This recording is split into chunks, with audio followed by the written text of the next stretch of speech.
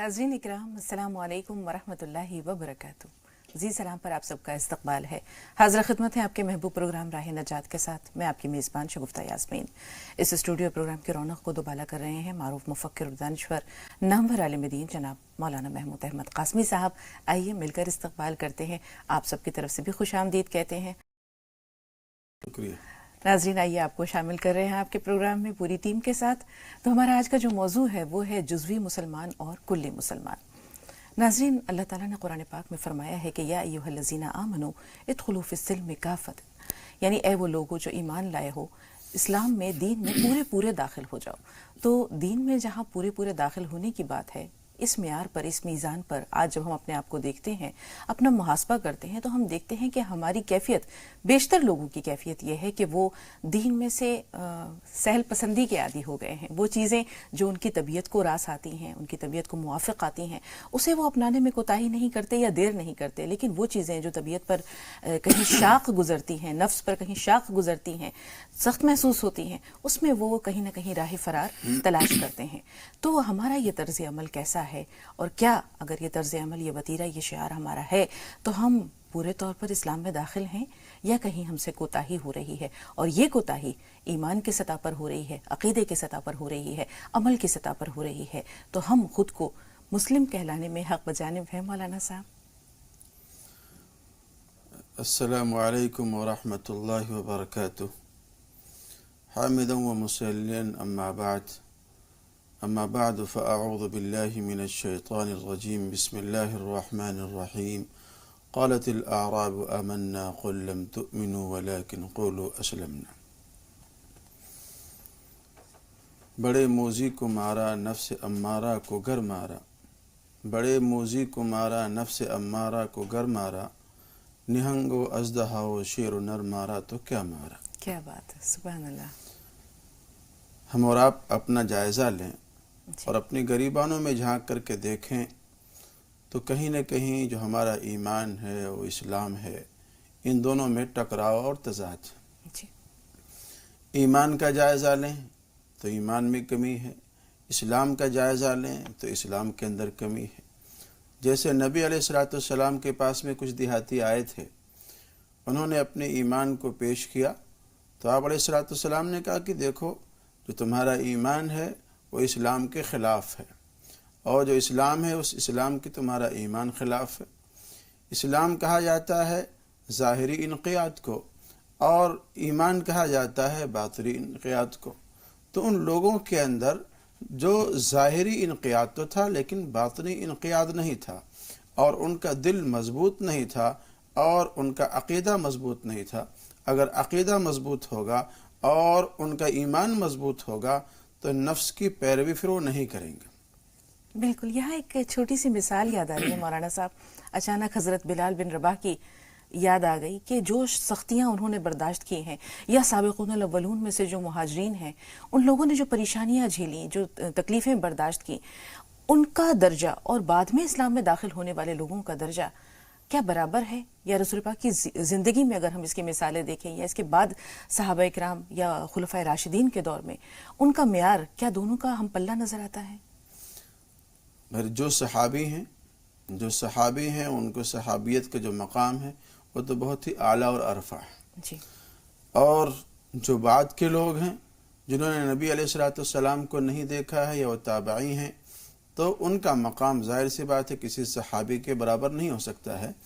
और कोई ताबई ता क़यामत और पूरी ज़िंदगी अगर वो सजदे में पड़ा रहे और अल्लाह रब्बुल इज़्ज़त को राज़ी करने की कोशिश करे तो सहाबियत के मकाम को नहीं पहुँच सकता है। बिल्कुल। तो वो क्या चीज़ें हैं मौलाना साहब जो हमारे ईमान को मजबूत करती हैं और इस्लाम में पूरे पूरे दाखिल होने के लिए राहें हमवार करती हैं? सबसे बुनियादी चीज़ ये है कि हम और आप अपने नफ्स का मुहासबा करें, और हम ये देखते हैं कि इंसान सहल पसंद हो गया है और आराम पसंद हो गया है। अल्लाह रब्बुल इज़्ज़त का जो कानून है, जो शरीयत है, जो निज़ाम है, और जो निज़ाम दिया गया है निज़ाम मुस्तफ़ा, वो ऐसा नहीं है कि इसमें जो आपका मन कहे उस पर अमल कर लें और जो मन न कहे उसको आप छोड़ दें। जो आपके लिए आसान हो उस पर अमल कर लें, جو ذرا صعب اور مشکل اور سخت ہو اس کو آپ چھوڑ دیں۔ قرآن شریف نے بڑی تہدید آمیز انداز میں فرمایا افتؤمنون ببعض الکتاب وتکفرون ببعض فما جزاء من يفعل ذلك منكم الا خزي في الحیاة الدنیا۔ آج ہم نے سہل پسندی اختیار کر کے جزوی مسلمان تو ہم ہو گئے ہیں لیکن کلی مسلمان نہیں ہو گئے۔ ہر چیز میں ہم لوگ اپنا آرام دیکھتے ہیں، اپنا سکون دیکھتے ہیں، اور یہ دیکھتے ہیں کہ کون سی چیز پر ہم آسانی سے عمل کر سکتے ہیں، جبکہ اللہ رب العزت نے سختی سے کہہ دیا کہ کیا تم قانون شریعت کی بعض چیزوں پر عمل کرتے ہو اور بعض چیزوں پر عمل نہیں کرتے ہو؟ کتاب کے بعض حصے پر تم عمل کرتے ہو، کتاب کے بعض حصے پر عمل نہیں کرتے ہو۔ اور فرمایا کہ دیکھو اگر کوئی شخص ایسا کرے گا کہ کتاب کے بعض چیز پر عمل کرے گا اور بعض چیز کو چھوڑ دے گا فما جزاء من يفعل ذلك منكم الا خزي في الحیاة الدنیا، تو دنیا کے اندر کیا ہوگا؟ رسوائی ہوگی، ذلت ہوگی، نکبت ہوگی، پریشانی ہوگی، اور اللہ رب العزت آخرت میں ایک دردناک عذاب کی طرف جھونک دے گا۔ پورے عالم کا آپ مشاہدہ کر لیں اور دیکھ لیں آج کون سی چیز ایسی ہے جو ہمارے پاس میں نہیں ہے۔ دنیا کے تمام ذخائر ہمارے پاس میں ہے، معدنیات ہمارے پاس میں ہے، پٹرول اور ڈیزل ہمارے پاس میں ہے، اور گنتی میں اگر آپ دیکھیں، تعداد میں دیکھیں تو ہر چار میں سے ہم تیسرے اور چوتھے آدمی ہم اس میں بنتے ہیں، لیکن اس کثرت کے باوجود بھی جو ذلت اور نکبت اور پریشانی ہے اس کو ہم اور آپ دیکھ سکتے ہیں۔ اس کی سب سے بڑی اور بنیادی وجہ یہ ہے کہ ہم سہل پسند ہو گئے ہیں، آرام پسند ہو گئے ہیں، اور دنیا طلبی ہمارے اندر آ گئی ہے۔ ہم اللہ کے نظام میں، اللہ کے قانون میں، شریعت مصطفیٰ میں یہ دیکھتے ہیں کہ کون سی چیز آسان ہے اس پر عمل کر لیتے ہیں، اور جس کو دیکھتے ہیں کہ نفس سے ٹکراؤ ہو رہا ہے، نفس کے خلاف ہو رہا ہے، تو نفس پر ہم عمل کر لیتے ہیں، لیکن شریعت کے نظام کو اور قانون کو ہم وہاں پہ چھوڑ دیتے ہیں۔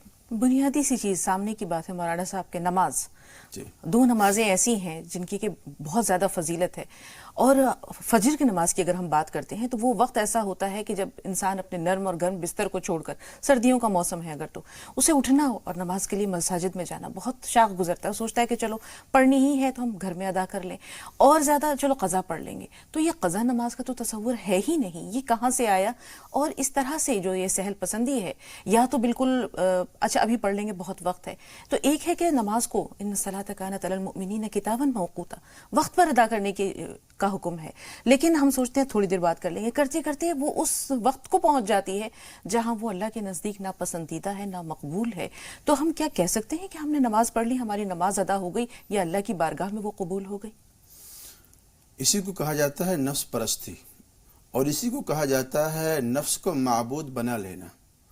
قرآن شریف کی ایک بڑی خوبصورت آیت ہے ارأیت من اتخذ الہہ ہوا، کہ آپ نے اس شخص کو نہیں دیکھا جس نے اپنے خواہشات نفسانیہ کو اس نے اپنا معبود بنا لیا ہے۔ صبح کی اذان ہوئی، اللہ کے منادی نے آواز دی، اب اللہ کے منادی کی آواز کا تقاضا یہ تھا کہ ہم بستر سے اٹھ جاتے، کمبل کو، چادر کو، اس کو دور کر دیتے اور اللہ کے حکم کی بجا آوری کی طرف نکل جاتے، لیکن یہاں اب مسئلہ پیش آ رہا ہے کہ نہیں، نفس یہ کہہ رہا ہے کہ نہیں جناب سردی ہو رہی ہے اور ابھی نیند پوری نہیں ہو رہی ہے، آپ سو جائیں، لیٹ جائیں، آرام کر لیں، ابھی چلتے ہیں، کچھ دیر میں چلتے ہیں، چلو اچھا ابھی نہیں پڑھیں گے، ہم بعد میں پڑھیں گے۔ اب آپ نے رب کے حکم کو پیچھے ڈال دیا ہے، نفس کے حکم کو آپ آگے لے آئے ہیں، یہی ہے نفس کو معبود بنانا۔ اور میں کہہ سکتا ہوں اس بات کو کہ دور حاضر کا ایک بہت بڑا شرک ہے یہ کہ ہم نفس پرستی کے غلام ہو گئے ہیں، ہوا و حرص کے غلام ہو گئے ہیں، وہاں رسول کے حکم کو پیچھے ڈال دیتے ہیں، رب کے حکم کو پیچھے ڈال دیتے ہیں، اور اپنے نفس کے حکم کو بروئے کار لا کر کے اس پر عمل کر لیتے ہیں۔ فرعون کا کیا جرم تھا جس نے کہا تھا انا ربکم الاعلی؟ اس کا جرم جو تھا وہ یہی جو تھا، اس نے کہا تھا الیس لی ملک مصر، کیا ملک مصر ہمارا نہیں ہے؟ اس کے کہنے کا جو مقصد تھا وہ یہی تھا کہ ملک مصر پر سارا کنٹرول ہمارا ہے، ساری چیزیں ہمارے قبضے قدرت میں ہیں۔ حاشا وکلا، غالباً یہ بات اس کی نہیں رہی ہوگی کہ میں ہی انسانوں کو پیدا کرنے والا ہوں، مارنے والا ہوں، جلانے والا ہوں، بس اس کے کہنے کا جو مقصد تھا کہ مکمل کنٹرول اور مکمل قبضہ اور اختیار میرا ہے اس ملک مصر کے اوپر، اس بنیاد پر اس نے اس بات کا دعویٰ کیا تھا۔ تو وہاں بھی اس نے جو دعویٰ کیا ہے وہ نفس پرستی کی بنیاد پہ کیا ہے کہ اس کا نفس چاہتا ہے کہ میں غالب رہوں، میں حکمراں رہوں، اور وہاں اللہ کا جو حکم آ رہا ہے اس اللہ کے حکم کو پیچھے چھوڑ رہا ہے اور اپنے نفس کے تقاضے کو بروئے کار لا کر کے وہ لوگوں کو اپنا غلام بادی بنانا چاہتا ہے اور اپنے آپ کو حاکم وقت بنانا چاہتا ہے۔ یہ عوامی سطح پر اگر آپ سروے کر لیں گے پورے دنیا کا تو یہ ہر ایک انسان کا یہ تصور ہے، اس کا نظریہ ہے کہ ہم عوامی اعتبار سے حاکم ہو جائیں اور اقتدار اعلیٰ پہ قابض ہو جائیں، لوگ ہمارے زیر نگیں آ جائیں، ہمارے ماتحت ہو جائیں اور پھر اس طرح سے لوگوں پر وہ حکومت کریں۔ عقیدہ کہاں کمزور ہوا اور کیوں کمزور ہوا مولانا صاحب؟ عقیدے کی جو کمزوری ہے وہ کمزوری اس بنیاد پر آتی ہے کہ انسان اپنے نفس کا غلام بن جاتا ہے۔ نفس کا جب غلام بن جائے گا آدمی تو وہاں اس کا جو عقیدہ ہے وہ آہستہ آہستہ بالکل کمزور پڑتا جائے گا، پھر وہ شریعت پر عمل نہیں کر پائے گا، اللہ کے اس کے رسول کے مقتضیات پر عمل نہیں کر پائے گا، پھر اس کو نفس کا بندہ کہا جائے گا، نفس کا غلام کہا جائے گا، اللہ اس کے رسول کا غلام و بندہ اس کو نہیں کہا جائے گا۔ اور پھر آہستہ آہستہ جب اعمال سے اپنے آپ کو قریب کرے گا تو جتنا عمل سے دور ہوتا جائے گا عقیدہ بھی اس کا کمزور ہوتا جائے گا، اور جتنا عمل کے قریب ہو جائے گا اسی اعتبار سے تدریجاً اس کا جو ایمان ہے بڑھتا جائے گا۔ الایمان یزید و ینقص، ایمان بڑھتا بھی اور گھٹتا بھی ہے اعمال کے اعتبار سے۔ جتنا آپ کا اچھا عمل ہوگا اتنا ہی آپ کو وہ عمل یقین کے اور عقیدے کے قریب لے کے جائے گا، اور جتنا عمل آپ کا گھٹیا ہوتا جائے گا اللہ سے ہونے کا تصور، نبی کے معجزات، اللہ سے پانے کا تصور، نبی کی کرامتیں اور معجزات، یہ تمام کی تمام چیزیں محو ہوتی جائیں گی، مٹتی جائیں گی۔ مولانا صاحب یعنی ہم یہ کہہ سکتے ہیں کہ اللہ کی محبت، رسول کی اطاعت، خوف خدا، آخرت کا احتساب اور جزا و سزا کا تصور، یہ تمام چیزیں وہ ہیں کہ جن کی اگر رس کو نچوڑ دیا جائے تو پھر ہمارا عقیدہ مستحکم ہو سکتا ہے۔ چھوٹی سی بات ایک اور ذہن میں یہ آ رہی ہے کہ کوئی بھی عمل جو ہے وہ ایک دن میں مکمل نہیں ہوتا۔ ہم دیکھتے ہیں کہ زمین و آسمان بھی ایک دن میں نہیں بنے، قرآنی تعلیمات بھی ایک دن میں جو ہے وہ نازل نہیں ہوئی، خود قرآن پاک 23 سال کے عرصے میں نازل ہوا، احکامات بھی تدریجاً آئے ہیں۔ اگر ایک شخص اسلام میں داخل ہوتا ہے یا ایک شخص اسلام میں ہے تو اسے صراط مستقیم پر گامزن رکھنے میں کچھ اسے مہلت دینی پڑے گی کہ تاکہ اس کے دل میں ایمان جو ہے وہ راسخ ہو جائے، اس کا اعتقاد مضبوط ہو جائے، عقیدہ مضبوط ہو جائے۔ ایک وہ شخص ہے جسے وراثت میں اسلام ملا ہے، وہ سوچتا ہے کہ ہم تو فطرت پہ، دین سلیم پہ پیدا ہوئے ہیں، مذہب اسلام میں پیدا ہوئے ہیں اور اللہ تعالیٰ بہت غفور و رحیم ہے، بخش دے گا، ہمارا عمل جتنا بھی ہے اللہ کی بارگاہ میں مقبول ہے۔ ایک وہ شخص ہے جو تلاش اور جستجو کے نتیجے میں اسلام میں داخل ہوتا ہے اور اس کا جو جاننے اور جستجو کا جو جذبہ ہے یا اس کا جو عمل ہے وہ تا حیات جاری و ساری رہتا ہے۔ تو ان دونوں میں افضلیت کسے حاصل ہے؟ دیکھیے، ہم اور آپ یہ اپنے آپ کو موروثی مسلمان سمجھتے ہیں، جو کچھ ملا ہے ورثے میں ملا ہوا ہے، اس کے لیے کوئی تگودو نہیں ہے، کوئی جد و جہد نہیں ہے، اس لیے اس ایمان کی اہمیت اور وقات ہمارے یہاں بہت کم ہے۔ لیکن جن لوگوں کو بڑی جد و جہد کے بعد، بڑی قد و کاوش کے بعد، جانفشانی کے بعد ایمان ملا، جیسے صحابہ کرام، انہوں نے جان کو بھی لگایا، مال کو بھی لگایا ہے، وقت کو بھی لگایا ہے، اور اس کے بعد پھر ان کو ایمان و اسلام ملا ہے، نبی کی محبت ملی ہے اور اللہ کا قرب ان کو ملا ہے۔ تو اللہ کا قرب جان و مال اور وقت لگانے کے بعد جب ملا تو اس کی قیمت اور اہمیت ایسی ہو گئی کہ جان لگا دینا اور مال لگا دینا سب کچھ آسان ہو گیا۔ آج ہم لوگ سوچتے ہیں کہ بھئی ہمارا نام عبداللہ ہے، عبد الرحمن ہے، ہم تو فلاں مسلمان کے گھر میں پیدا ہوئے تو ہم تو خاندانی مسلمان ہیں، اسی خاندانی مسلمان کے چکر میں پڑھ کر کے ہم یہ طے کیے ہوئے ہیں کہ شاید ہماری بخشش اسی بنیاد پر ہو جائے گی۔ ایمان اور عمل، ان دو چیزوں کے بارے میں پوچھا جائے گا۔ اگر ایمان نہیں ہے اور عمل صالح نہیں ہے تو آپ کتنا بھی چیخیں چلائیں کہ میرا نام عبداللہ ہے، عبداللہ ہے، عبد الرحمن ہے، عبد الرحمن ہے، تو آپ طے کر لیں کہ اللہ رب العزت کے ہاں نام کی گنتی نہیں ہوگی، نام کے بارے میں نہیں پوچھا جائے گا، کیا لے کر کے آئے ہو، کیا کر کے آئے ہو، کیا بچا کر کے آئے ہو، اس کے بارے میں اللہ رب العزت کے ہاں پوچھا جائے گا۔ قرآن شریف کی جو ابتدائی جو سورت ہے الحمدللہ رب العالمین، سورہ فاتحہ، وہاں فرمایا گیا رب العالمین، رب العالمین، رب اس کو کہا جاتا ہے جو کسی چیز کو تدریجاً پالتا ہے، پرورش دیتا ہے. پوری کائنات کی جو تربیت ہوئی ہے وہ تدریجی طور پر ہوئی. انسان کی جو تربیت پیدائش ہوئی ہے وہ تدریجی طور پر ہوئی ہے. اور ایسے ہی پیڑ پودے شجر و حجر آپ دیکھ لیں وہ تدریجی طور پر ہوئی ہیں. تو جو چیز تدریجی انداز میں وجود پذیر ہوتی ہے اس کی بہت ہی زیادہ اہمیت ہوتی ہے. وہ اسٹرانگ بھی ہوتی ہے، مضبوط ہوتی ہے، قوی ہوتی ہے، پائیدار ہوتی ہے.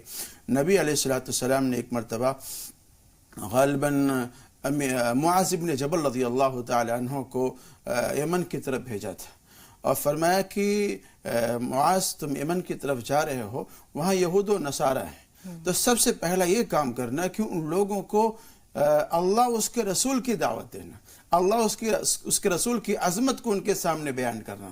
جب وہ اللہ اس کے رسول کی عظمت کو جان لیں، پہچان لیں، سمجھ لیں، اس کے بعد پھر نماز کی دعوت دینا.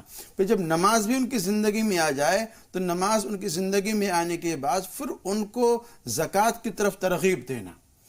اس لیے کہ جو شخص اللہ کی عظمت کو جان لیا، رسول کی عظمت کو جان لیا اور اللہ کے حق کو پہچان لیا، اب اس کے لیے مال کا نکالنا آسان ہو جائے گا. بالکل مال نکالنا آسان ہو جائے گا. اور پھر نبی نے یہ بھی حکم دیا کہ دیکھو وہاں سے جو مال ملے گا اس کو مدینے مت بھیجنا، بلکہ وہاں سے لے کر کے وہاں کے غربا، مساکین، ضرورت مندوں پر وہیں پہ خرچ کر دینا. یہ تالیف قلب کا ایک طریقہ بھی ہے اور تدریجی اعتبار سے کام کرنے کا، دعوت کرنے کا، کسی کی تربیت کرنے کا، کسی کو کار خیر کی طرف راغب کرنے کا ایک بہترین اور اچھا نمونہ ہے جو نبی نے معاذ بن جبل رضی اللہ تعالیٰ عنہ کو بتلایا اور سکھلایا ہے. ابھی اسی قول کے نتیجے میں ایک قرآن کی تعلیمات کو دیکھ لیں مولانا صاحب. جو وحی نازل ہوئی سب سے پہلے اللہ تعالیٰ نے کیا پیغام رسول پاک صلی اللہ علیہ وسلم کی زبانی لوگوں تک پہنچایا؟ وحدانیت، توحید. اس کے بعد وَاسْتَعِینُوا بِالصَّبْرِ وَالصَّلَاةِ، صلاۃ کا ذکر آیا. اس کے بعد روزہ. یعنی یہ تمام چیزیں ہم دیکھتے ہیں آخر میں جا کر پھر جو ہے وہ جو معاشرتی احکامات ہیں وہ سب بعد میں آئے ہیں. پہلی چیز تو تھی اللہ تعالیٰ کی معرفت، رسول کی پہچان، اللہ کی پہچان، رسول سے محبت اور وہ تمام چیزیں جو اللہ کی قربت کا یا اللہ کے قرب حاصل کرنے کا ذریعہ بنتی ہیں. تو ایک شخص ہے اگر وہ شراب پیتا ہے، اس کا دل بھی چاہتا ہے مسجد میں جانے کو، لیکن لوگ جو ہے وہ ازراہ تحقیر کہتے ہیں کہ یہ تو شرابی ہے. اب وہ بیچارہ چاہ کر بھی جو ہے وہ ان لوگوں کے ساتھ شامل نہیں ہو سکتا ان کے مجلس میں، کیونکہ لوگ اسے تحقیر کی نظروں سے دیکھتے ہیں. تو کسی کے عمل کی بنیاد پر اسے حقیر جاننا یا اس کی تالیف قلب کے لیے اسے موقع نہ دینا، یہ کتنا بڑا گناہ ہے. دعوت و تبلیغ میں بھی ہم دیکھتے ہیں مولانا صاحب کہ اگر احکامات سخت ہوتے ہیں تو دل مائل نہیں ہوتا، اور اگر احکامات یا لوگوں کے کہنے کا انداز دل پذیر ہوتا ہے اس میں ہم دیکھتے ہیں کہ توبہ ہے، معافی ہے، درگزر ہے اور اللہ تعالیٰ کی جس کو کہتے ہیں کہ غفاری کی مثالیں ہوتی ہیں، تو پھر دل سوچتا ہے کہ ہاں چلتے ہیں اس راستے پر. یہ راستہ اتنا بھی مشکل اور دشوار گزار نہیں ہے. کسی گناہ کی وجہ سے کسی شخص سے نفرت کرنا یہ بہت ہی گھناؤنی بات ہے. ہاں گناہ سے نفرت کرنا چاہیے، گنہگار سے نفرت نہیں کرنا چاہیے. اگر آپ گنہگار سے نفرت کرو گے تو پوری دنیا یہ گناہوں کی آماج گاہ بن جائے گی، پھر کسی کی اصلاح نہیں ہوگی. آپ کے گھر کے اندر، آپ کے گرد و پیش میں، محلے کے اندر جو بھی اس طرح کے لوگ ہیں ان سے آپ نفرت نہ کریں، ان سے ہمدردی رکھیں اور ان کے ساتھ میں حسن ظن کر کے ان کے پاس میں جائیں اور جس چیز کو استعمال کر رہا ہے، جس جرم کے اندر وہ لگا ہوا ہے، اس کی قباحت کو، اس کی شناعت کو اس کے سامنے بیان کریں اور بڑی پیار سے، ہمدردی سے، بڑی حکمت و مصلحت سے اس کو اچھے راستے کی طرف راغب کریں. آج ہم دیکھتے ہیں کہ ہمارے معاشرے کے اندر ایک چلن یہ ہے کہ کوئی اگر آدمی کسی چیز میں کا عادی مجرم ہے تو اس کا بالکل بائیکاٹ کر دیا جاتا ہے، اس سے ملنا جلنا، دعا سلام چھوڑ دیا جاتا ہے، حالانکہ یہ اس شخص کے لیے بھی مضر ہے اور قوم کے لیے، سماج کے لیے بھی مضر ہے. تو ہمدردی پیدا کر کے اس کے قریب جب جائیں گے تو انشاءاللہ العزیز دعوت و تبلیغ کا راستہ بھی ہموار ہوگا اور پھر ہمارے سماج، ہمارے معاشرہ یہ اس گھناؤنے جرم سے بچے گا اور محفوظ ہوگا. آپ دیکھ لیں بہت ساری مثالیں ہیں ایسی، اور ہمارے اپنے ملنے جلنے والے میں بہت سارے لوگ ایسے ہیں. اور میں اکثر یہ کہا کرتا ہوں کہ بھئی اگر آپ 5 وقت کی نماز نہیں پڑھ سکتے ہو تو 1 وقت کی نماز پڑھ لو، 2 وقت کی پڑھ لو. مسجد میں نہیں آ سکتے ہو تو جہاں کام کرتے ہو فیکٹری میں وہاں پہ نماز پڑھ لو. مسجد میں نہیں آ سکتے ہو چلو گھر میں پڑھ لو، لیکن پڑھ لیا کرو. کوئی ضروری نہیں ہے کہ آپ 5 وقت میں 10-15 منٹ خرچ کر کے آپ مسجد میں آ کے نماز پڑھیں. اور کبھی کبھی شیطان یہ غرہ اور یہ دھوکہ دماغ کے اندر لاتا ہے اور یہ باور کرانے کی کوشش کرتا ہے، میں یار تم ایک ہی وقت کی نماز پڑھ کے کیا کرو گے؟ جب پڑھنا تو 5 وقت کی پڑھنا، جب روزہ رکھنا تو پورے مہینے کا روزہ رکھنا، 1-2 دن کا روزہ رکھ کے کیا کرو گے؟ حالانکہ بہترین فارمولہ یہ ہے کہ اگر آپ ایک وقت کی پڑھ رہے ہیں تو پڑھنا شروع کر دیں، اللہ تعالیٰ اس ایک وقت کی فضیلت کی بنیاد پہ، برکت کی بنیاد پہ آپ کو 2 وقت کی 3 وقت کی نماز پڑھنے کی عادت ڈال دے گا اور مائل کر دے گا۔ اگر واقعہ ہے ایک چھوٹا سا معاذ رضی اللہ تعالیٰ عنہ کا، جی عرض کر دوں سے 2 کالرز ہیں ہمارے ساتھ مولانا صاحب، انشاءاللہ پھر اسے اگلی ملاقات کے لیے اٹھا رکھتے ہیں۔ بس اس چھوٹی سی بات کے ساتھ ختم کرتے ہیں کہ کوئی بھی جو عمل ہوتا ہے ابتدا میں ریا ہوتا ہے، ریا کے بعد وہ عادت بنتی ہے، عادت کے بعد عبادت میں تبدیل ہو جاتی ہے۔ تو اللہ ہم سب کو عبادت کی اور اچھے کاموں کی توفیق دے انشاءاللہ۔ طاہرہ صاحبہ سے بات کر رہے ہیں، بتائیے بہن سوال کیا ہے؟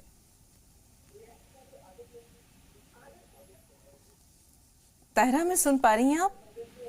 ہیلو جی بہن سوال بتائیے۔ ہیلو السلام علیکم۔ وعلیکم السلام۔ ہیلو طاہرہ ٹی وی کی آواز میوٹ کیجئے، ٹی وی کی آواز بند کر دیجئے۔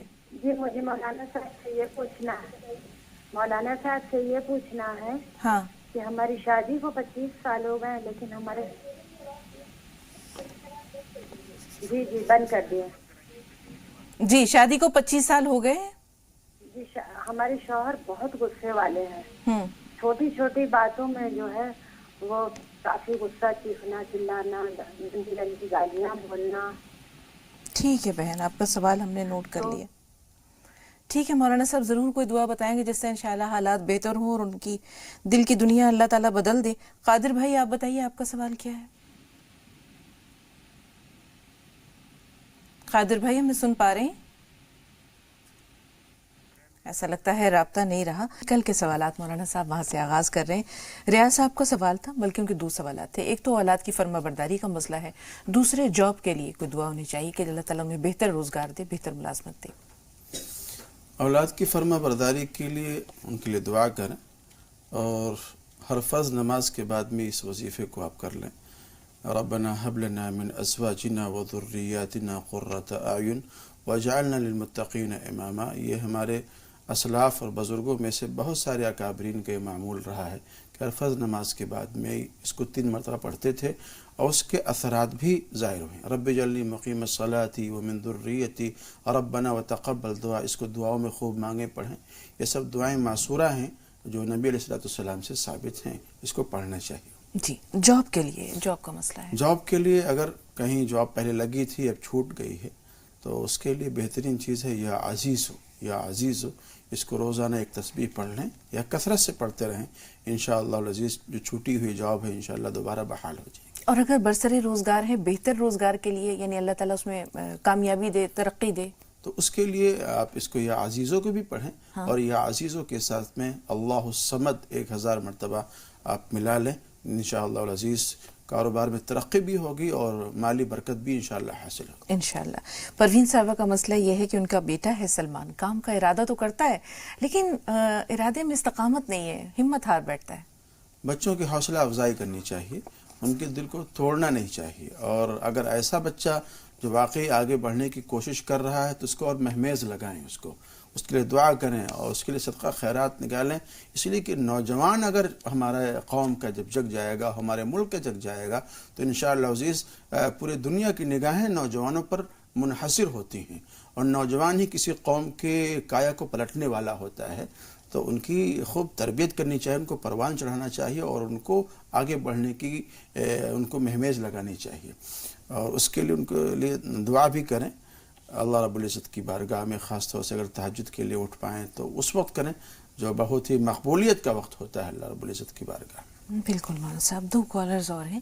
سعدیہ پہلے آپ سے مخاطب ہیں، سعد بھائی آپ سے بھی بات کریں گے، تھوڑا سا انتظار۔ جی سعدیہ۔ ہیلو جی اپنا سوال بتائیے۔ ہاں میرے 2 سوال ہیں۔ پہلا سوال ہے کہ نماز حاجت کون سے ٹائم پر پڑھتے ہیں؟ جی۔ اور دوسرا سوال ہے کہ ثانیہ کے معنی جاننے تھے۔ چلیے ٹھیک ہے، سعد آپ بتائیں آپ کا سوال کیا ہے؟ ہیلو جی سعد بھائی فرمائیے۔ السلام علیکم۔ वालेकुम अस्सलाम रहमतुल्लाहि व बरकातहू। मेरा सवाल ये है कि नमाज में जब खड़े होते हैं तो उबासी बहुत आती है और उससे नमाज में दिल भी नहीं लगता, और मैं अरबी पढ़ा नहीं हूँ, वो भी पढ़ने के लिए बैठा, जैसा चालू किया पढ़ने को वैसी उबासी आना चालू होती है। ठीक है मौलाना साहब, नमाज में अगर जमाइयाँ आने लगी, नींद का गलबा सा महसूस हो, तबीयत उचाट हो जाए तो क्या करें और नमाज पर उसका क्या असर पड़ता है? उमूमन तकान की वजह से, सुस्ती की वजह से ऐसा होता है। इसलिए जब नमाज में खड़े हों तो काहिलों की तरह, सुस्तों की तरह नहीं खड़ा होना चाहिए, बल्कि चाको चौबंद होकर के खड़ा होना चाहिए। और नबी अलैहिस्सलाम को उबकाई नहीं आया करती थी, और उबकाई आने की जो सबसे बड़ी वजह होती है कि शैतान जो है ये मैदे में खिलखिला के हंसता है, उसके खिलखिला के हंसने की वजह से इंसान पर सुस्ती और काहली आती है और याद खुदा से वो गाफिल होता है, उसका दिमाग इधर उधर भटकता है। तो कोशिश ये करें कि अपने आप को जब नमाज के लिए पेश करें, नमाज में जाएं तो बिल्कुल चाको चौबंद रहें। और कुरान शरीफ में कहा है कि भाई वो कुछ लोग ऐसे हैं जो नमाज में जाते हैं और नमाज पढ़ते हैं, बिल्कुल काहिलों की तरह नमाज पढ़ते हैं। तो काहिलों की तरह नमाज नहीं पढ़ना चाहिए, बल्कि चाको चौबंद और मुस्तैद होकर नमाज पढ़ना चाहिए। वइज़ा क़ामू इला सलात क़ामू कुसाला। बिल्कुल मौलाना साहब, किसी से वैसे भी हम मुलाकात के लिए जाते हैं तो खुश खुर्रम होकर जाना चाहिए, और ये तो अल्लाह की दरबार में हम जा रहे हैं। तबस्सुम साहबा, आप बताइए आपका सवाल क्या है?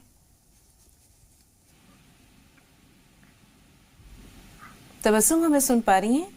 जी हाँ बाजी, अस्सलाम वालेकुम। वालेकुम अस्सलाम। जी बहन। जी हमको ना नमाज, हम नमाज के बारे में बहुत सोचते, लेकिन हम नमाज पढ़ ही नहीं पाते हैं, बहुत कोशिश भी करते हैं। तो ये तो वही बात हो गई जो मौलाना साहब अभी आपने बयान की थी।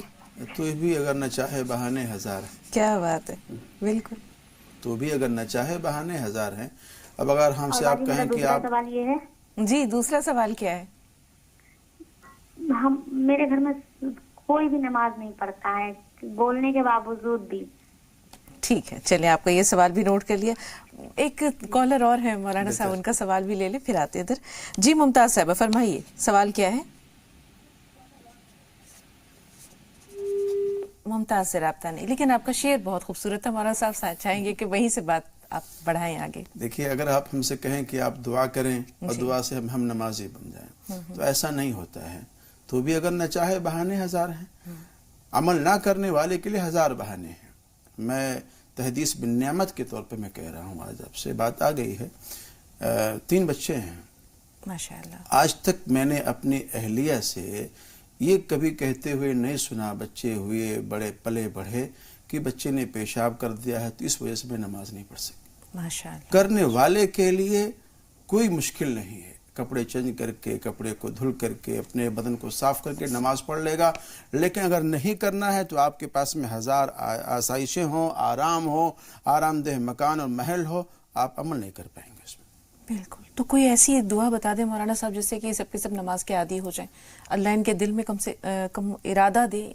अल्लाह रब्बुल इज़्ज़त से दुआ में हिदायत मांगे, अल्लाह की तरफ से तौफीक मांगे। तौफीक का मिलना बहुत ही अहम चीज़ है, और अल्लाह तौफीक सल्ब कर ले, छीन ले, इससे बुरी बात कोई हो ही नहीं सकती है।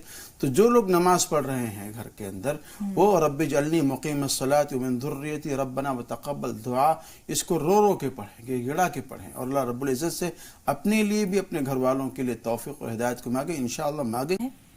अस्सलाम वालेकुम। वालेकुम अस्सलाम। बाजी, घर में डिलीवरी होने वाली बहू की, तो उसके लिए कोई वजीफा या कोई दुआ बता दीजिए, जैसे कोई आराम से डिलीवरी हो जाए इंशाअल्लाह। और दूसरा सवाल ये है बाजी कि जैसे सभी को मालूम है कि ना ही आपको नबी आएंगे, ना कोई आसमानी किताब उतरेगी, लेकिन जो कुरान शरीफ उतरा था तो कैसे उतरा था और किसके हाथों में उतरा था? जी यास्मीन साहब, आप बताइए आपका सवाल क्या है? अस्सलाम वालेकुम अस्सलाम। जी, मेरा मौलाना साहब से सवाल था कि सलात और तस्बीह में कौन सी सूरत मतलब किस पढ़ी जाती है और किस तरह, और दूसरा यह था जो मौलाना साहब ने कल रिश्तों की सूरत बताई थी, वो किस मतलब कुरान शरीफ में या पंसूरे में है, और एक हमने कल आपसे आयरा के मायने पूछे थे, आपने बताए नहीं। आया जी, आयरा, आयजा, ठीक है, थोड़ा सा आयरा जी, आयरा तो چلیں ٹھیک ہے، ہم نے نوٹ کر لیا، آئزہ کی جگہ آئرہ کر لیتے ہیں. تھوڑا سا انتظار، ناموں کے لیے تھوڑا سا انتظار، کیونکہ جو سوالات ہیں وہ بہت اہم ہیں. اویس کا ایک سوال جو کل ہمارے پاس محفوظ ہے، وہ سنت اور فرض کی جو تیسری رکعت ہے اس کے بارے میں جاننا چاہ رہے ہیں. دیکھیے، فرض نمازوں کی جو پڑھنے کا جو طریقہ ہے، پہلی رکعت اور دوسری رکعت یہ بھری پڑھی جاتی ہے، یعنی سورہ فاتحہ کے بعد میں کوئی صورت ملائی جائے گی. جی. لیکن تیسری میں اور چوتھی رکعت میں اس کو خالی پڑھا جائے گا، یعنی صرف سورہ فاتحہ پڑھا جائے گا. لیکن سنتوں کا جو معاملہ ہے اس میں چاروں رکعتوں کو بھری پڑھا جائے گا، یعنی کہ سورہ فاتحہ کے بعد کوئی نہ کوئی صورت اس پر ملایا جائے گا اور چاروں کو بھرا پڑھا جائے گا. یہ ترتیب ہے فرض کی اور سنت کی. جی، ہمارے پاس 2 کالرز اور ہیں، نسیم بانو اور رخسار، اور اس کے بعد ہم تھوڑی دیر کے لیے کالز کو روکیں گے کیونکہ سوالات کئی ہیں. نسیم بانو، آپ بتائیں آپ کا سوال کیا ہے؟ ہلو جی، السلام علیکم. وعلیکم السلام. جی بہن نسیم، ہاں ہاں سن رہے ہیں آپ کو، اپنی بات جاری رکھیے. وعلیکم السلام. جی وعلیکم السلام ورحمۃ اللہ. مولانا صاحب، آپ نے بتایا تھا اثر کے ٹائم میں یا واصف کو اور استغفار یہ بھی بتائی تھی پڑھنے کے لیے، تو اس سے مولانا صاحب ہمارے ان کا کام لگ گیا. اب میری چاہتی ہمیشہ کے لیے مولانا صاحب رابطے میں بے انتہا خلل ہے، لیکن اتنا ضرور سمجھ میں آیا کہ الحمدللہ آپ کے شوہر کا کام لگ گیا. اور اس کے بعد یہ اور کیا پڑھیں اللہ تعالیٰ سے اظہار تشکر کے طور پر یہ کام میں ترقی کے لیے؟ یہ سوال آپ کا ہم تک پہنچ چکا. رخسار آپ بتائیے آپ کا سوال کیا ہے؟ السلام علیکم ورحمۃ اللہ وبرکاتہ. وعلیکم السلام. آپ مجھ کو ایک بات پوچھنی ہے. جہاں بھی میں اگر کھڑی ہوتی ہوں، انسان نماز بھی پڑھتے ہیں مگر ایسے نفرت کی نظر سے دیکھتے ہیں، پتہ نہیں کیوں. بس میں یہ چاہتی ہوں کہ کوئی آپ ایسی دعا بتائیے جو انسان سب محبت سے دیکھے. میں نماز بھی پڑھتی ہوں، دعائیں بھی پڑھتی ہوں، اللہ کا شکر ہے، مگر مجھے انسانوں سے ایسی جو امید مجھے نہیں چاہیے.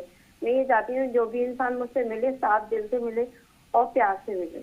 اور پیار تو انسان کے دلوں میں اب رائی نہیں ہے، بس ایسے نفرت ان کے چہروں پہ نظر آتی ہے جب میں بات کرتی ہوں ان سے. ٹھیک ہے رخسار، آپ غور سے سنیے مولانا صاحب کیا فرما رہے ہیں. جی. محبت کو عام کرنے کے لیے اور پیار و محبت کو عام کرنے کے لیے جو نبوی نسخہ ہے جو آپ کے حیات طیبہ سے ملتا ہے وہ یہ ہے کہ سلام کو خوب عام کیا جائے اور آپس میں ہدیے کا لین دین کیا جائے. تحادو تحابو، ہدیہ دیں گے آپس میں انشاءاللہ محبت بڑھے گی. سلام پھیلائیں گے، سلام کو رواج دیں گے تو آپس میں محبت بڑھے گی. یہ نبوی نسخہ ہے، اس پر عمل کیا جائے تو انشاءاللہ العزیز آپ کو اپنوں کی طرف سے غیروں کی طرف سے پیار و محبت ملے گی انشاءاللہ. لوگوں کی نظروں میں محبوب ہونے کے لیے یا محبوب بنے رہنے کے لیے کوئی چھوٹا سا وظیفہ یا اللہ کا کوئی ایسا نام؟ بہتر تو یہ ہے کہ جو نبوی نسخہ ہم نے بتلایا ہے اس سے بہتر اور نسخہ کوئی ہو نہیں سکتا ہے، اور صحابہ کرام کو اس پر عمل کرایا ہے اللہ کے رسول نے، تو اس پر عمل کریں انشاءاللہ العزیز، دیکھیں فرق پڑ جائے گا انشاءاللہ. مولانا صاحب، طاہرہ صاحبہ جو آج کی پہلی کالر ہیں، 25 سال ان کی شادی کو ہو گیا اور اس کے بعد انہوں نے بتایا کہ شوہر ہر وقت جو ہے وہ ناراض رہتے ہیں، غصے سے بھرے رہتے ہیں، تو ان کا رویہ تبدیل ہو جائے، بیوی کے لیے دل میں تھوڑی جگہ بن جائے. ہر مرد کو یہ دماغ میں ایک خیال ہوتا ہے اس کے کہ میں حاکم ہوں. حالانکہ حاکم ہونے کا وہ مطلب نہیں ہے، بلکہ اللہ رب العزت نے اس شخص کو امیر بنایا ہے، اور امیر کا کام یہ ہوتا ہے کہ جس طریقے سے ایک کنبہ ہے، ایک خاندان ہے، ان کی ضرورتوں کا خیال کرنا اور ان کی پریشانیوں کا خیال کرنا، یہ خیال کر کے ان کو آرام پہنچانا، خود تکلیف کو جھیلنا، برداشت کرنا اور ان کو آرام پہنچانا، یہ کام ہوتا ہے امیر کا. تو وہاں شوہر جو ہوتا ہے وہ حاکم مینس امیر ہوتا ہے، اور امیر کا کام ہوتا ہے خاندان کو راحت پہنچانے کا. اگر آپ یہ سوچیں کہ آپ ڈکٹیٹرشپ پر آمادہ ہو جائیں، گالم گلوچ کریں، یہ کریں، تو خود آپ کی اولاد آپ سے نفرت کرے گی، بیوی آپ سے نفرت کرے گی. تو محبت کو فروغ دینے کے لیے اچھے اخلاق پیش کرو، اچھی باتیں پیش کرو، سلام کرو، اور انشاءاللہ گھر کا ماحول جو ہے وہ اچھا ہوگا اور بہتر ہوگا. جی، کیا کریں، کوئی وظیفہ؟ عام محترمہ سے میری درخواست یہ ہے کہ لفظ یا واجدو اخلاص کے ساتھ میں اور یکسو ہو کر کے 111 مرتبہ پڑھیں اور پڑھ کر کے اپنے شوہر کو پلائیں، اور اگر ممکن ہو سکے تو لفظ یا برو 200 مرتبہ پڑھ لیں انشاءاللہ العزیز. جو ان کے اندر غصہ ہے اور غضب ہے وہ انشاءاللہ کافر ہو جائے گا اور دور ہوگا. جی، ثانیہ نے جاننا چاہا ہے کہ نماز حاجت کا وقت کون سا ہے، کس وقت پڑھی جائے؟ مکروہ وقت نہیں ہونا چاہیے، سورج کے غروب ہونے کا، زوال کا یا طلوع کا نہیں ہونا چاہیے.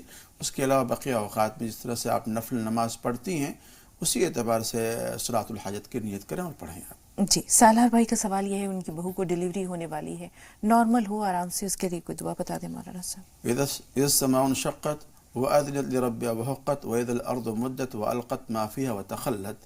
اس کو کسی میٹھی چیز میں 7 مرتبہ یاد رکھیں، 7 مرتبہ، صرف 7 سے زیادہ نہیں ہونا چاہیے. اس کو پڑھیں اور میٹھی چیز میں پڑھ کر کے دم کریں اور ان کو کھلائیں، انشاءاللہ العزیز اللہ عافیت کا معاملہ فرمائے گا. جی، اب سالار بھائی کا دوسرا سوال یہ ہے کہ قرآن کب اترا، کن کے ہاتھوں میں اترا، یہ جاننا چاہ رہے ہیں. قرآن شریف کے بارے میں جو صاف و سیدھی بات یہ ہے کہ جبریل امین اس آیت کریمہ کو لے کر کے آئے تھے، اور وحی کے جو نزول کی جو حالت ہے وہ تو اس کی کافی تفصیل ہے.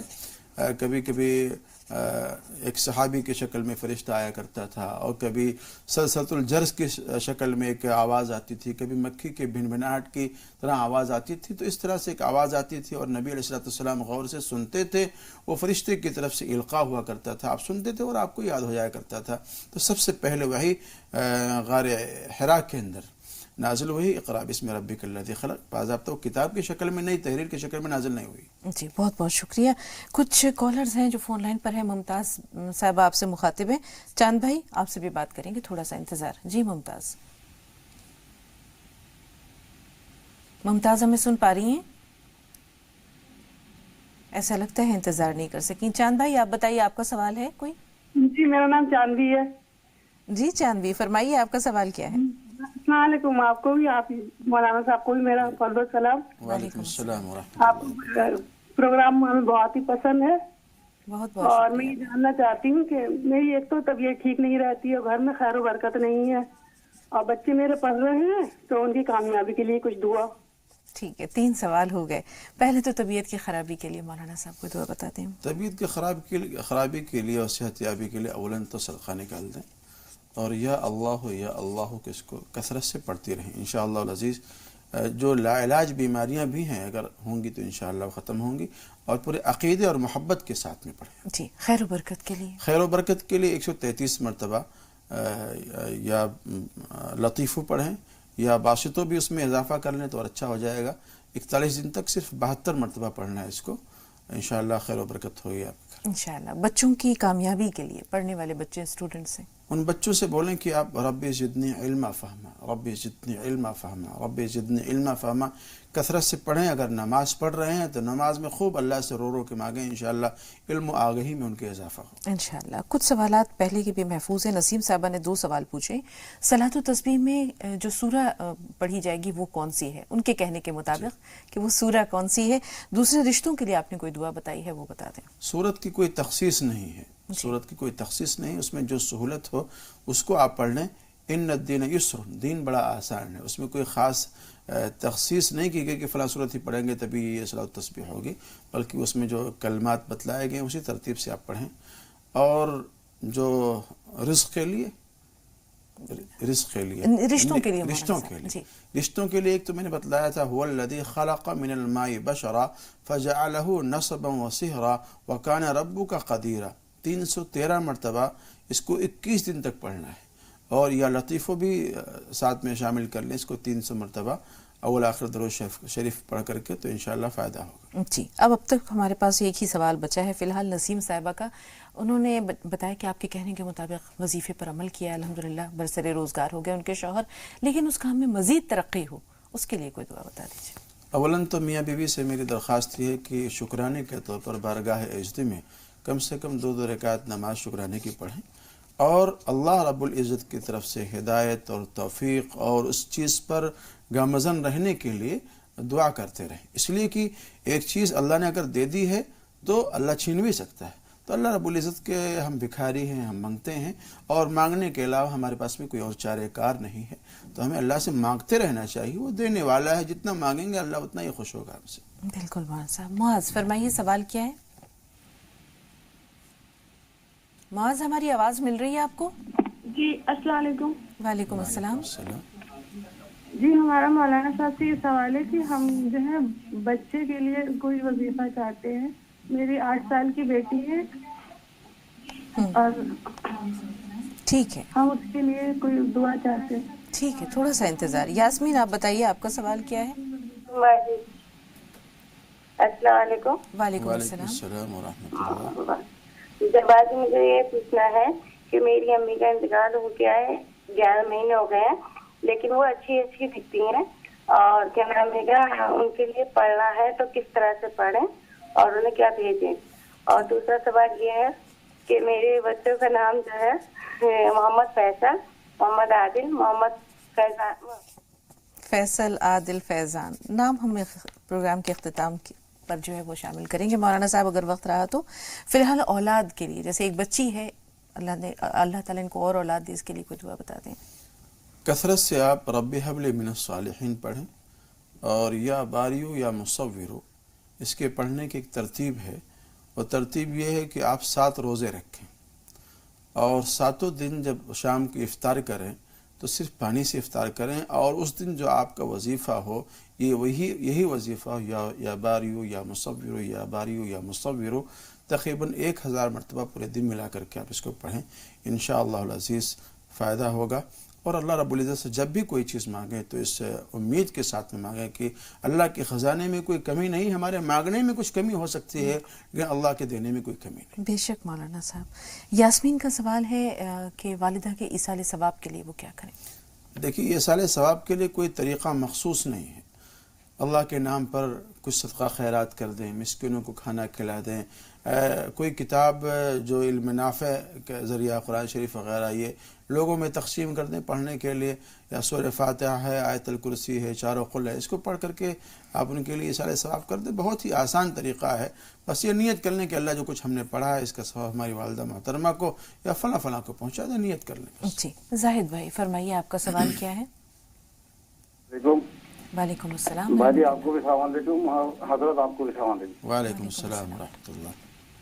میرا سوال یہ ہے کہ مطلب ایک شادی شدہ جوڑا، مطلب شادی شدہ مطلب عورت وہ اور لیڈی مطلب شاید ہے عورت اپنے شوہر کو چھوڑ کر کسی اور کے ساتھ چلی جائے اور پھر 8-10 دن کے بعد مطلب واپس آ جائیں اپنے پہلے والے شوہر کے پاس، تو ان کا نکاح قائم رہے گا کیا؟ زاہد بھائی یہ بتائیے وہ عورت اپنے شوہر کو چھوڑ کر جس کے پاس گئی ہے اس کے ساتھ اس نے نکاح کیا ہے؟ نہیں، اس کے ساتھ اس کا رشتہ کیا ہے؟ نکاح کیا ہے؟ نہ نکاح نہیں ہوا، وہ واپس آ رہی ہے. واپس آ گئی ہے تو کیا یہ نکاح جو شوہر کے ساتھ ہے وہ برقرار رہے گا مولانا صاحب؟ دیکھیے نکاح میں تو کوئی فرق نہیں پڑے گا. اگر وہ نکاح بھی کر لیتی کہیں جا کر کے تب بھی وہ نکاح ہوتا بھی نہیں. جی جی. لیکن یہ بہت ہی قبیح عمل ہے، اس سے اجتناب کرنا چاہیے، پرہیز کرنا چاہیے، اور اللہ کی بارگاہ میں خوب رو کر کے مغفرت چاہنا چاہیے. اور وسعت قلبی کی بات یہ ہے کہ جہاں پر وہ واپس آئی ہیں ان لوگوں سے درخواست بھی ہے میری کہ اللہ معاف کرنے والا ہے، تو ہمیں بھی عفو درگزر سے کام لینا چاہیے اور معاف کر کے ان کو دوبارہ ایکسیپٹ کر لینا چاہیے، قبول کر لینا چاہیے. جی مولانا صاحب. سائمہ فرمائیے آپ کا سوال کیا ہے؟ السلام علیکم. وعلیکم السلام. مجھے یہ پوچھنا ہے کہ شوہر کو بہت زیادہ غصہ آتا ہے، ایسی کوئی دعا بتائیں جس سے ان کا غصہ کم ہو جائے اور محبت سے دیکھیں، ایسا کچھ بتا دیجیے. یہ بتائیے سائمہ آپ کی شادی کو کتنے دن ہوئے؟ جی 2 سال ہو گئے. 2 سال میں ان کے غصے کا یہ حال ہے، پھر آگے کیا کریں گے وہ؟ کیونکہ ہمارے پاس جتنے بھی سوال کل سے آئے ہیں ان میں کسی کو 25 سال، کسی کو 21 سال، بہت برسوں کے بعد یہ کیفیت ہوتی ہے. خیر اللہ تعالیٰ خیر کا معاملہ کرے اور آپ دونوں کے درمیان محبت رہے. اور بھی کوئی سوال ہے کیا سائمہ؟ بس یہی ہے کہ ان کی نوکری لگ گئی تھی، اب دوبارہ چھوٹ گئی، ہم بہت زیادہ پریشان ہیں. 1 مہینہ سے ہو گیا ہے کہ ان کی دوبارہ نوکری لگ جائے. جی ٹھیک ہے، اگر یہ معاملہ ہے تو ہو سکتا ہے کہ یہ بھی ایک غصے کی وجہ ہو. شگفتہ آپ بتائیے آپ کا سوال کیا ہے؟ جی السلام علیکم. وعلیکم السلام. جی آپ کا بہت شکریہ کہ آپ نے پروگرام کے بیچ میں آنے والی ایڈ کو بند کرا دیا.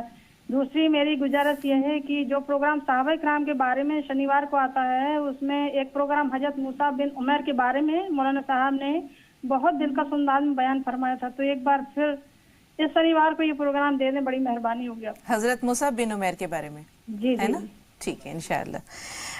مولانا صاحب انہوں نے بتایا شوہر کو غصہ آتا ہے، 2 سال ہوئے ہیں شادی کو، اور دوسرا مسئلہ نوکری کا بھی ہے، تو دونوں مسئلوں کے لیے لیکن جیسے بھی آپ نے عرض کیا کہ غصے کے مختلف وجوہات ہوتے ہیں. جب آدمی فائنینشلی اعتبار سے کمزور ہوتا ہے، خرچوں کا بار ہوتا ہے اس کے اوپر، یہ سب نفسیاتی چیزیں ہیں. اب چونکہ گھر کو مینٹین کرنا ہے، بیوی کا خرچہ ہے، بچوں کا خرچہ ہے، گھر کا مسئلہ ہے، سب کو دیکھنا ہے، پیسے ہیں نہیں، آمدنی ہے نہیں، تو وہاں تو غصہ آنا فطری بات ہے. اس لیے میری درخواست یہ ہے کہ غصے کو بالائے طاق رکھیں. روزی کا دینا اور روزی کا کم کرنا یہ اللہ رب العزت کا مسئلہ ہے. اس کے لیے آپ یقین کامل کے ساتھ میں اللہ الصمد، دونوں لوگ میاں بیوی الگ الگ 1000 مرتبہ اس کو پڑھیں، اور یا لطیف ہو 133 مرتبہ پڑھیں، اور اللہ کے سامنے روئیں گے گڑائیں توبہ استغفار کریں. استغفار کو اور درود شریف کو روزگار میں بڑا دخل ہے. اس کو روزانہ ایک تسبیح بعد نماز اثر، آفس میں ہو تو وہاں بیٹھے بیٹھے چلتے چلتے اس کو پڑھ لیں، انشاءاللہ فائدہ ہوگا. اور غصے کو کنٹرول کرنے کے لیے بھی ان خاتون خانہ سے بھی یہ درخواست ہے کہ لفظ یا برو یہ 200 مرتبہ پڑھیں، خود بھی پی لیں اور ان کو پلائیں، انشاءاللہ فائدہ ہوگا انشاءاللہ. زرینہ صاحبہ فرمائیے سوال کیا ہے آپ کا؟ السلام علیکم وعلیکم میڈم. میری بات ذرا دھیان سے سنو. میرے بہت سالوں سے میں رشتوں کے لیے پریشان ہوں اور بہت سارے وظائف پڑھ لیے، رشتے ہوتے ہیں چھوٹ جاتے ہیں. اب مولانا صاحب سے بھی اور صدقہ وغیرہ سب دیتے ہیں، سب کام ہمارے ہو رہے ہیں، لیکن شادی تک نوبت نہیں آ رہی. مولانا صاحب نے بتایا وظیفہ وہ بھی، اور مجاز صاحب نے بتایا وہ بھی ابھی پڑھ رہی ہیں. 40 دن کا وظیفہ پڑھ لیا، دوسرا پڑھ رہی ہوں میں. تو بہتر دعا کریں کہ ایسی مہینے 2 مہینے میں جلدی ہو جائے، بچوں کی شادی ہو جائے. میری 4 بچے ہیں، انہیں بیمار رہتی ہوں. میڈم آپ بھی دعا کریے انشاءاللہ جلدی ہو جائے، بچوں کو لے کر بھی ہو جائے. بہن اللہ کے نزدیک دیر ہے اندھیر نہیں ہے. آپ اپنی دعا جاری رکھیں، آپ کو بھی ہم لوگ انشاءاللہ اپنی دعاؤں میں شامل کریں گے. آپ کے مسئلے کے لیے اللہ تعالیٰ سے دعا کریں گے، اور ہمیں امید ہے کہ انشاءاللہ بہت جلد آپ خوشخبری سنائیں گی کہ آپ کے بچوں کے رشتے ہو گئے. ابھی مولانا صاحب کچھ اور باتیں بتائیں گے، تھوڑا سا انتظار، شگفتہ سے بات کر لیں. شگفتہ آپ بتائیے آپ کا سوال کیا ہے؟ السلام علیکم ورحمۃ اللہ وبرکاتہ. وعلیکم السلام ورحمۃ اللہ وبرکاتہ. جی بہن. جی میں یہ پوچھنا چاہ رہی تھی، مجھے تو ایک بات تو یہ کہ پروگرام بہت اچھا لگتا ہے، میں بہت دل سے دیکھتی ہوں اس پروگرام کو. بہت شکریہ، جزاک اللہ. جی میں یہ کہہ رہی تھی کہ میرے شوہر کو خواب دکھا تھا، پانی بہت زیادہ، جیسے گھر ڈوبے جا رہے ہیں، اور مطلب وہ پریشان ہو گئے تھے کہ ایسا خواب ہے. اور دوسری بات یہ، مجھے رات کو ایسا خواب دکھا تھا جس میں کہ سانپ ہے بہت بڑا اور گندی سی گلیاں ہیں. مطلب ایسے عجیب سے خواب کیوں دکھتے ہیں؟ کچا گوشت ہے، گوشت کٹ رہا ہے گھر میں. ٹھیک ہے، غور سے سنیے. جی مولانا صاحب. دیکھیے پانی کا دیکھنا تو بہتر ہے، انشاءاللہ العزیز اللہ تعالیٰ ان کے خواب کو برابر کرے. خیر اور مال وغیرہ اس طرح کی چیزیں ان کو ملیں گی، اللہ کی طرف سے نصرت ہوگی. لیکن جہاں تک رہی بات سانپ وغیرہ کا دیکھنا، تو ایسا محسوس ہوتا ہے کہ ان کے گھر میں کوئی ایسا ہے جو حسد رکھتا ہے، جلن رکھتا ہے، ان لوگوں کو نیچا دکھانے کی کوشش کر رہا ہے، جو دل آزاری کر رہا ہے، تکلیف پہنچانے کی کوشش کر رہا ہے. تو اگر کوئی ایسا ہو آپ کے گھر کے اندر دائیں بائیں اور رشتہ داروں میں، تو اس سے بچنے کی کوشش کریں. اور اس سے بچنے کا خاص ذریعہ جو ہے سورہ فلق اور سورہ ناس صبح شام 3 بار پڑھیں، اور اپنے ہاتھ میں دم کریں، اور دم کر کے پورے باڈی پر پھیر لیا کریں. انشاءاللہ العزیز بڑا فائدہ ہوگا. مولانا صاحب اس پانی میں جو خواب میں انہوں نے پانی دیکھا، مکان ڈوبتے ہوئے بھی دکھے، تو کیا اس میں کچھ شر کا پہلو بھی ہے؟ بہتر انشاءاللہ بہتری ہوگی ان کے لیے، بہتری ہوگی انشاءاللہ. چاند بھائی فرمائیے سوال کیا ہے؟ السلام علیکم. وعلیکم السلام. چاند بھائی ٹی وی کی آواز بند کر دیں. ہاں مولانا صاحب کو بھی السلام علیکم. وعلیکم السلام. میرے بچے کے لیے شادی میں 2 لاکھ روپے رہن رکھ کے، کھیت رہن رکھ کے 2 لاکھ روپے لیا تھا.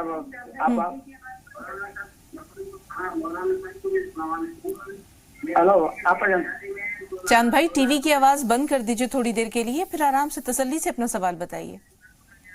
ٹی وی کی آواز میوٹ کر دیکھنا چاہ رہا ہوں، نہیں آ رہا، بکری نہیں ہو رہی.